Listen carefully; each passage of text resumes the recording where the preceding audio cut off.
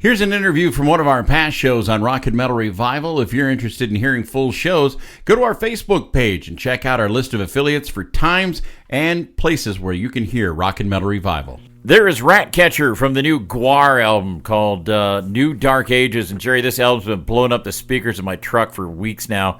And I'm not sure if we're worthy of our guest today. No, I don't think we are. I don't know if we are. This is Pustulus-Maximus from GWAR. Welcome to Rock and Metal Revival. Yeah, thanks for having me. It's great to have you on the show. And, hey, with all this craziness going on in the world currently with the pandemic and monkeypox and cities burning and war and all kinds of strange things going on, it's kind of like GWAR played the part of Nostradamus. I mean, they kind of predicted all this crazy stuff going on. Do you see, maybe this album could be the downfall of man? Oh, man. Well, man will be the downfall of man, of course. But, the album is pretty much just like when a puppy does his business on the floor and you rub his nose in it. That's all we're doing to humanity. We're just taking all your faults and just throwing it back in your face. Like, see, I told you so. Nice. And that's my favorite thing to do in this band is just constantly be like, told you. Nice. Now, the New Dark Ages is a great new album. Dude, I really like this. There's a lot of different stuff going on, and you even got Lizzie Hale to contribute on the song "The Cutter." How'd that come about? Well, I was able to interview Lizzie during the pandemic. We were trying to find something to do because we couldn't do any we were doing concerts, but our two friends down the street, we got tired of playing for them, so we started this kind of like a variety show on YouTube, which is called Live from Antarctica or Undead from Antarctica. I can't remember the title. I remember that one. We had three different.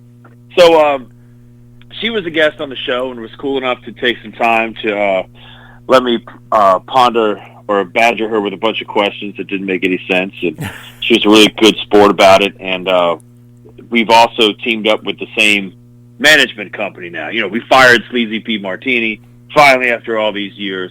He was only paying us in drugs. And then I realized that all the other bands I was talking to, they were like, hey, we get paid in money. And I was like, come on, man, really? So I wanted to get some money. So we hired a new management that actually paid. So that's kind of that story. And, Lizzie's awesome. And the fact that we were trying to think about what to do on this song was we wanted the perspective of the main character, and so we got Lizzie to play the role of the cutter and sing on that part. So that was very cool of her to do, and she's one of the most talented humans that I know, which is surprising because there's not many. Yeah, and very true. Definitely. That is very true. Hey, now with the Black Death Rager World Tour coming up in August of this year, have you guys got some new stage or show surprises for the army of GWAR fans out there? Oh, yeah, absolutely. We just got off tour in the spring, and we're going to go to Europe in the summer and come back to the United States in the fall. And the fall show in the States, that's going to be the big one. We are going to unleash all kinds of new stuff on stage, new tunes. We're probably going to situate the set around a way that we can tell the story of the New Dark Ages, which will be really cool. And I don't know if anybody caught the Blood of Gods tour or even the tour before that. I thought that the last couple really did a great job at telling a complete tale, dealing with the loss of Odorous and, the Blood of Gods. It was kind of almost like foreshadowing to this moment in time now. So the New Dark Ages, all will be explained on the stage. Nice. And especially if you've checked out the comic book, which is the Duoverse of Absurdity, it kind of ties in together. Well, not kind of, it does. It's very much an expansion of the record. All the stuff we can't fit into 10, 12 songs, it spills over into this book, and then we'll be able to kind of unfold the whole thing on stage, which is going to be awesome. Because, Nice. GWAR lives on stage. We make records, we make comics, which is cool, but the true GWAR experience is at the show. Yeah, awesome. Definitely. Now, I was reading through your bio on GWAR.net, the website there, and we share a hobby. of hoarding guitars. Not a couple of those other ones. But now, what do you look for in a guitar? I mean, you always got these cool pointy guitars. Do you prefer that they can be used as a weapon as well? Well, ever since I saw Keith Richards was trying to whack somebody with a Telecaster, I always appreciated that, you could use a guitar as a defense or offensive tool, which is great. But as far as the guitar goes, man, I'm a big fan. Right now I work with Dean Guitars closely, and the main axe I use is it's just a Dean ML USA custom shop with a straight 6 headstock, and the top of the body is painted like the belly of a crocodile, which is really cool. Yeah, that one's badass. But to get technical about the guitar, I'm a big fan of Les Pauls, not a big fan of the company that makes them. So I wanted to have a guitar that kind of felt like that. And, Deans have always shared the same scale length, body materials and things like that. So they kind of had that similar sound already. And just the way it feels, there's spread edge bonding on that guitar. Nice. And, we're in talks of doing another one. And, some fans are clamoring to get a production model of that. Oh, yeah. And hopefully I can get a couple more to make some more noise, and maybe we'll get that happening. Well, but that's basically it, man. I like traditional style instruments. Pointy guitars are okay. That's what I kind of started out with in this band, but I'm getting more and more like the ML shape to me is kind of the perfect shape for a man of my stature. Yeah, there you go. Yeah, definitely, exactly. Les Pauls feel great, but it's awkward. It's hard to wield them in the same way, Yeah, definitely. Now, when you were young on your planet of crust, who influenced you in the way you play? Well, all Maximuses were born with guitars in their hands, and when we got to Earth, there was no humans left. We created them by fornicating with apes, and so we, everything we do predates modern music. So we've inspired everyone else. But I have to say, there have been very, very good, there's been very good rock and roll that's come from that. And I think, Angus and AC/DC is a big one.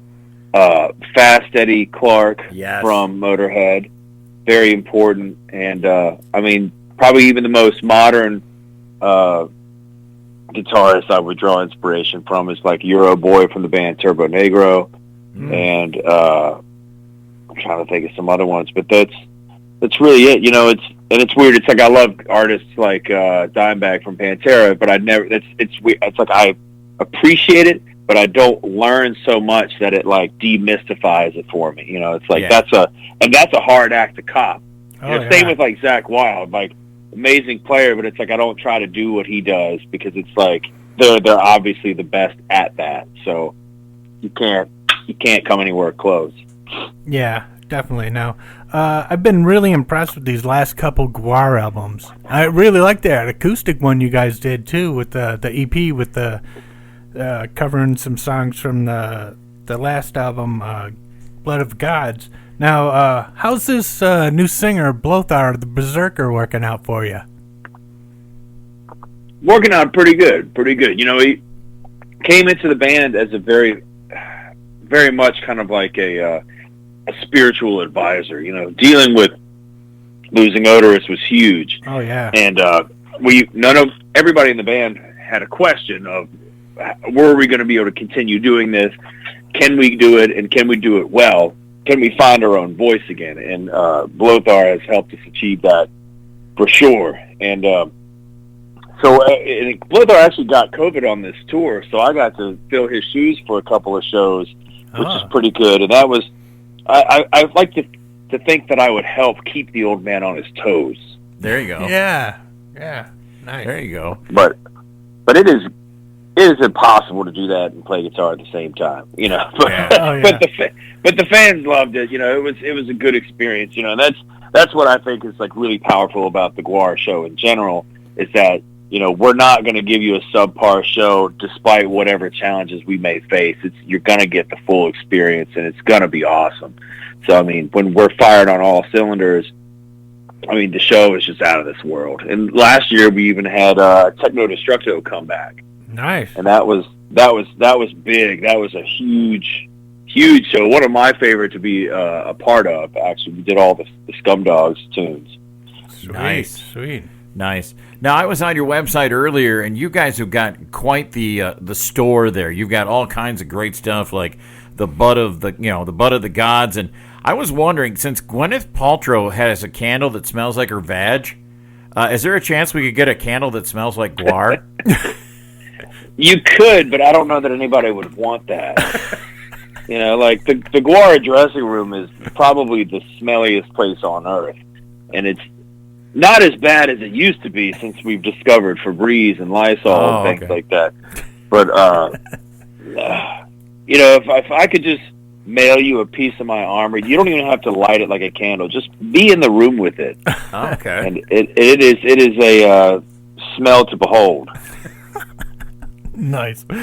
Now, Ratcatcher, great tune, man. And it sounds so different because Blothar's using a clean voice and everything on it, but it works. It really works. And now, what's the story behind that whole song? I mean, it's really creepy. There's a great story behind that song. So, there happens to be a contractor friend of mine who I know very, very closely, and this is not me at all, by the way. This is a completely different person. Sure. So he was doing a job and helped open a restaurant, and the restaurant owner stiffed him for $2,000. And upon trying to sue the restaurant owner, the lawyer was pretty much like, you're going to pay me what it costs to get this money out of this guy. So all you can really do is just take the loss and maybe write a song about it. So he did, or I did. And that was kind of it. So it was originally about settling a debt with the restaurant owner, thinking it would be a great idea to steal his kids in severance for pay. And, unfortunately, the legal system in the United States is hairy when it comes to that sort of thing. So, to kind of paint this in the GWAR universe, we were able to convert the story with Ballsack's amazing Whipped, Ballsack the Jaws of Death, the guitar player in GWAR. We had the idea to make it about the Pied Piper, kind of like that type of tale, although instead of the Pied Piper, it's GWAR getting stiffed on a rat defestation bill from the town of Hamelin. But to go even further into down the rabbit hole, this is also a tale from period of the Dark Ages. So that was kind of important to kind of loop all these little ideas together to make a single theme. Nice. And it's got just enough cowbell. Just enough cowbell, yeah. It does. It really does. I was at a Slipknot concert not too long ago, and as I was sitting in the stands watching this, I was thinking to myself, you know what? A GWAR Slipknot concert would kind of actually save mankind from this crap music they keep trying to shove down our throat. What would you think about that possibility? I think they should do that. We would definitely love to play with Slipknot. Absolutely. And they've been great to us over the last couple of years. They had us play. We played one of the Knotfest shows in I think it was San Bernardino a couple of years back. I can't remember if we've done another one because I know they've moved that to the Knotfest Road Show, which is kind of like a smaller traveling fest or whatever.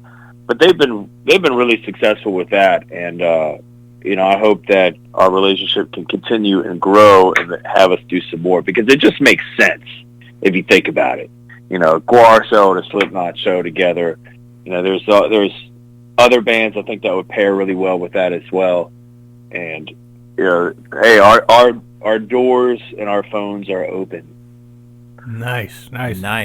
Now, I ordered a vinyl copy of the new album, The New Dark Ages. Now, we got CDs, cassettes, digital downloads. What kind of media do you guys have on Crust? Just shouting. just shouting. Just shouting. You know, so if we want to listen to a record, it's like you go, "Hey, Steve! Steve!" And then he just track 3, and he'll yell it across the neighborhood to you. Oh, nice. Okay. Cheaper. So definitely cheaper. So our songs are passed down through a series of shouts and screams. Nice. Outstanding. Now, I see that you guys got a September date for Riot Fest in Chicago. That looks like that is going to be an outstanding date for you guys. Is that going to kick off your fall tour? I think it will, actually. I think we've got some dates kind of going around that, so I think we might play a couple on the way up to Riot Fest, but Riot Fest is definitely a kickoff. Yeah, I don't know that we've even confirmed all the dates yet, but that's going to be the beginning for sure. Okay, Riot cool. Fest, and I think we're gonna run it up until about November or so. Okay, cool. Now, the album ends with that 3-song suite, the Death Whistle suite, and it's got some really cool stuff going on in there. Do you think that song could have benefited from maybe adding some cowbell, especially in that last 8-minute segment where it's just some cool noises? I don't know. You'd have to ask one of the band members that actually listened to it. So. Oh, well, That's come too on, funny. man. No, I'm serious. I haven't heard any of the Death Whistle suite at all. Okay. It's something that, you know, I was very involved in the songwriting and everything, but that was something that was put together by the producer after the fact. And okay. no, I didn't. I was busy. Okay. Okay. That's too funny. With the butt of the gods? Yeah. So sure, you do whatever you want. I did the most important part. It's complete. All right. Whatever makes you happy. Well, as we said at the beginning of our interview today, that we didn't know if we were worthy of your presence on our show, but we want to know, do you have any parting words of wisdom to share with our listeners? Yeah, to, spend all your money on GWAR merchandise and GWAR records and buy the new Dark Ages now because, who knows? You might not be able to listen to it later. The Earth might not be around. Yeah. So if you get it now, you're ensuring pleasure for all of eternity. Outstanding. Nice. Well, we're going to get out of this interview with the song Berserker Mode. What can you tell us about that? One of my favorite tracks on the record. That's definitely got some Priest-inspired riffage and melodies Great riffs, there. Yeah. Just really stoked on that one. It was cool to do this record because it was kind of like the gloves were able to come off. There's no leash, no leads. I mean, well, there's leads, but you know what I mean. Like we were able to kind of have a little bit more creative freedom since we weren't dealing with like a tragedy at this time. Because the last 2 records, it was dealing with the loss of Pustulus Maximus, dealing with the loss of Odorous, and then this one is kind of like, hey, GWAR, you could be yourselves again, completely untethered. And then, so it was like, hell yeah, I want to do a song that sounds exactly like this. And it was cool. I'm stoked that this came out. All right. Well, Pustulus Maximus, we appreciate you gracing us with your time today, and you're always welcome to come back on this show, Rock and Metal Revival. Awesome. I'd love to do it.